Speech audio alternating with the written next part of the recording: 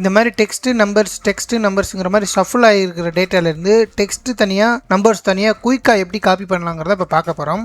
Sometime நம்ம ஒரு data வந்து பார்த்தீங்கன்னா கூகுளில் இருந்து காப்பி பேஸ்ட் பண்ணும்போது வந்து பார்த்தீங்கன்னா கூகுளில் பார்க்கும்போது இந்த மாதிரி நேம் இங்கேயும் அதோட வேல்யூ இந்த சைடும் ப்ராப்பராக இருக்கும். ஆனால் நம்ம அதை காப்பி பண்ணும்போது வந்து பார்த்தீங்கன்னா இந்த மாதிரி டெக்ஸ்ட் அதுக்கு கீழே நம்பர்ஸ்ங்கிற மாதிரி ஃபார்மேட்டிங்கையும் மாற்றி காப்பி ஆகும். அப்போ நம்ம என்ன பண்ணோம்னா இந்த மாதிரி மேனுவலாக வந்து காப்பி பேஸ்ட் பண்ணுவோம், நம்பர்ஸையும் டெக்ஸ்ட்டையும் அதுக்கு ரெலவெண்ட்டாக வந்து மேனுவலாக காப்பி பேஸ்ட் பண்ணுவோம். பட் அது எதுவுமே இல்லாமல் சிம்பிளாக வந்து பார்த்தீங்கன்னா குயிக்காக டெக்ஸ்ட் தனியாக நம்பர்ஸ் தனியாக காப்பி பண்ணலாம். அது எப்படிங்கிறத நம்ம பார்க்க போகிறோம். அதுக்கு ஜஸ்ட் நம்ம எந்த டேட்டாவில் வந்து டெக்ஸ்ட்டையும் நம்பர்ஸையும் ஸ்ப்ளிட் பண்ணுமோ இந்த மாதிரி செலக்ட் பண்ணிவிட்டு Ctrl+G கொடுத்தீங்கன்னா கோ டுவோட ஆப்ஷன் வரும். ஸ்பெஷல் அப்படிங்கிறத கிளிக் பண்ணிட்டு இங்கே கான்ஸ்டன்ட்ஸ் அப்படிங்கிற ஆப்ஷன் வரும். இதில் வந்து பார்த்தீங்கன்னா நம்ம எதை ஃபர்ஸ்ட் காப்பி பண்ண போகிறோங்க செலக்ட் பண்ணோம். இப்போ நான் டெக்ஸ்ட்டை காப்பி பண்ண போகிறேன்னா ஜஸ்ட் டெக்ஸ்ட்டை மட்டும் வச்சுட்டு மற்றதை நான் வந்து அன்செலக்ட் பண்ணிட்டு ஓகே கொடுத்தேன்னா இப்போ டெக்ஸ்ட் மட்டும் காப்பி ஆயிரும். இதை அப்படியே Ctrl+C கொடுத்துட்டு Ctrl+V கொடுத்தீங்கன்னா அந்த டெக்ஸ்ட் மட்டும் இங்கே காப்பி ஆயிரும். மறுபடியும் இதை செலக்ட் பண்ணிட்டு Ctrl+G ஸ்பெஷல் அண்ட் கான்ஸ்டன்ட்ஸ். இப்போ வந்து பார்த்தீங்கன்னா எனக்கு நம்பர் வேணும், நம்பர்ஸை மட்டும் வச்சுட்டு நான் ஓகே கொடுத்துட்டேன்னா இப்போ நம்பர்ஸ் மட்டும் செலக்ட் ஆகும்.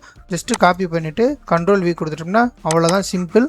நம்ம என்ன டேட்டா வந்து குரோம்லேயோ இல்லை இந்த மாதிரி டிஜிட்டல் மார்க்கெட்டிங்னா ஒரு கூகுள் ஆட்ஸோ ஃபேஸ்புக்லேயோ பார்க்குற வந்து இன்டர்ஃபேஸில் என்ன டேட்டா இருக்கோ அதே போல் நமக்கு வந்து இங்கே டேட்டா வந்துடும். ரொம்ப சிம்பிள் தான்.